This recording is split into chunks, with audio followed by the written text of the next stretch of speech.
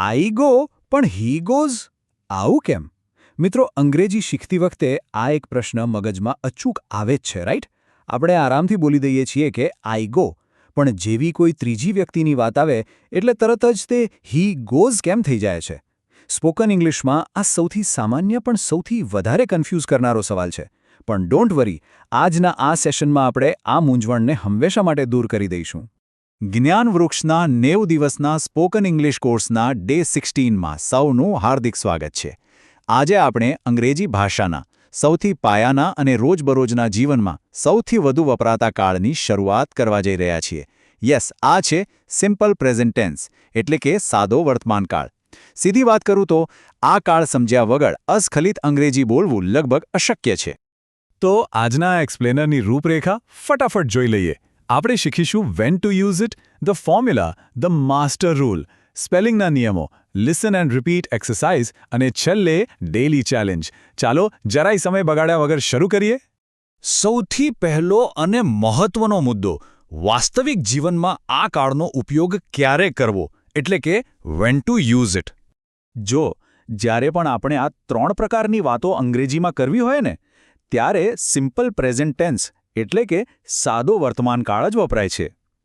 પહેલું છે ડેલી રૂટીન્સ, એટલે કે આપણી રોજિંદી ક્રિયાઓ, જે કામ આપણે રોજ કરીએ છીએ. જેમ કે હું સવારે 6 વાગે ઉઠું છું અથવા પપ્પા રોજ ઓફિસ જાય છે. બીજું છે હેબિટ્સ, એટલે કે ટેવ, કોઈની આદત દર્શાવવા. દાખલા તરીકે તેને ચા પીવાની ટેવ છે. અને ત્રીજું છે યુનિવર્સલ ટ્રુથ્સ, એટલે કે સનાતન સત્ય, જે વસ્તુ ક્યારે બદલાતી નથી, જેમ કે સૂર્ય પૂર્વમાં ઉગે છે. ટૂંકમાં યાદ રાખવું હોય તો ગુજરાતી વાક્યના અંતે મોટે ભાગે છું, છે, છીએ, છો આવે ત્યારે સમજી લેવાનું કે આ સાદો વર્તમાનકાળ છે. હવે આગળ વધીએ નંબર 2 પર, વાક્ય રચના, એટલે કે ધ ફોર્મ્યુલા. આ કાળમાં હકાર વાક્યો બનાવવાની ફોર્મ્યુલા એકદમ સિમ્પલ છે. આપણે તેને આ 3 સ્ટેપમાં સમજી શકીએ. સ્ટેપ 1, સબ્જેક્ટ, એટલે કે કર્તા, વાક્યની શરૂઆતમાં જે ક્રિયા કરે છે તે આવે.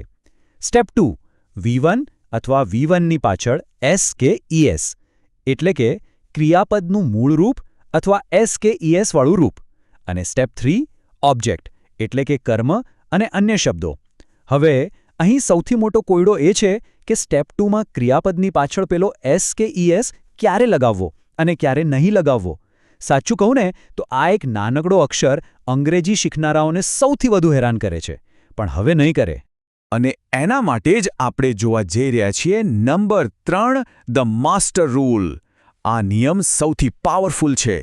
આ મૂંઝવણ દૂર કરવા માટે આપણે કર્તાને 2 ગ્રુપમાં વહેંચી દીધા છે.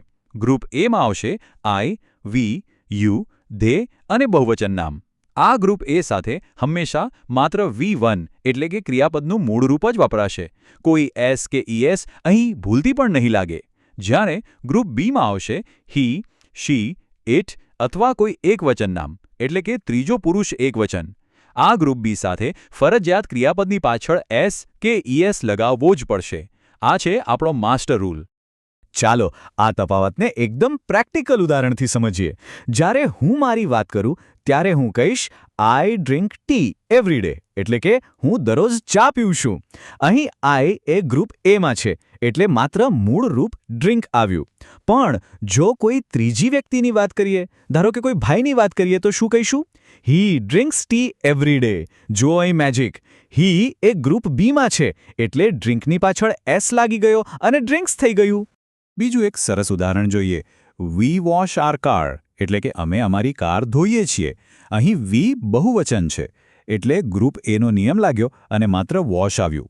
પણ જો કોઈ એક જ વ્યક્તિની વાત કરીએ, જેમ કે રાહુલ વોશેસ હિઝ કાર, એટલે કે રાહુલ તેની કાર ધોવે છે.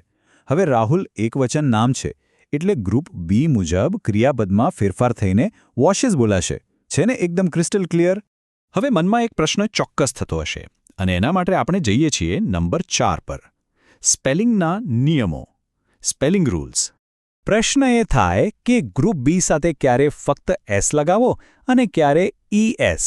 વેલ, સામાન્ય રીતે તો મોટા ભાગે ફક્ત S જ લાગે છે. પણ જો ક્રિયાપદનો છેલ્લો અક્ષર O, CH, SH, SS, X કે Z આવતો હોય તો ES લગાવવાનો નિયમ છે. હા, બરાબર નોંધી લેજો. દાખલા તરીકે ગોનું થઈ જશે ગોઝ અને વોશનું થઈ જશે વોશેઝ. હવે એક બીજો મજેદાર નિયમ સમજીએ, વાયનો નિયમ.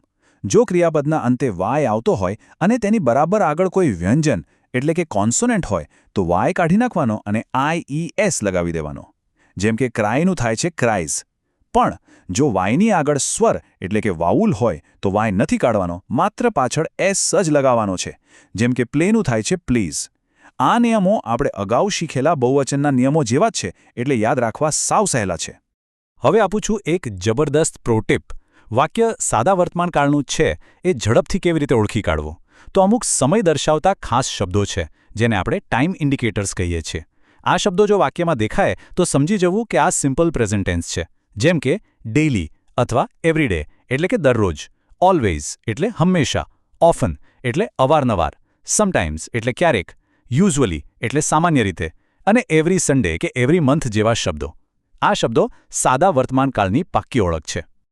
ઓલરાઇટ, હવે થિયરી બહુ થઈ ગઈ. હવે વારો છે એક્શનનો. Number 5, listen and repeat. જો આપણે ખરેખર ઇંગ્લિશ ફ્લુઅન્ટલી બોલવું હોય તો પ્રેક્ટિસ વગર કોઈ ઓપ્શન નથી.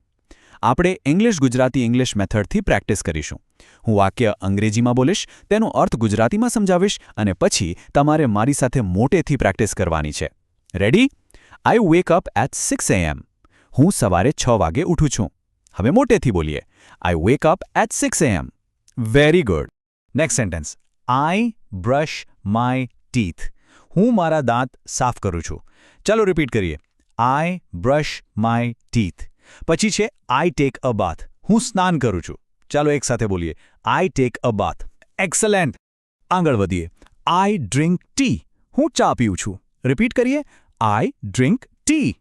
અને છેલ્લે I go to the office. હું ઓફિસે જાઉં છું. ચાલો પૂરા કોન્ફિડન્સ સાથે બોલીએ. I go to the office. Perfect. જોયું? આઈ સાથે મૂળ ક્રિયાપદ વાપરવું કેટલું સહેલું છે. આ જ રીતે રોજ સવારે અરીસા સામે ઊભા રહીને પોતાની દિનચર્યા ઇંગ્લિશમાં બોલવાની પ્રેક્ટિસ ચોક્કસ કરવાની છે. હવે આજના સેશનનો છેલ્લો અને સૌથી અગત્યનો પડાવ, નંબર 6, ડેલી ચેલેન્જ. આજે જે નિયમો શીખ્યા છીએ તે મગજમાં બરાબર ફિટ થઈ જાય તે માટે આ નાનકડું હોમવર્ક કરવું બિલકુલ ફરજિયાત છે. પહેલો ટાસ્ક છે ખાલી જગ્યા પૂરવાનો. આપણે શીખેલા ગ્રુપ A અને ગ્રુપ Bના નિયમો યાદ કરો. પહેલું વાક્ય છે my mother dash food daily. અહીં કૌંસમાંથી કુક આવશે કે કુક્સ? બીજું વાક્ય છે the sun dash in the East. અહીં રાઇઝ આવશે કે રાઇઝેઝ? શાંતિથી વિચારજો.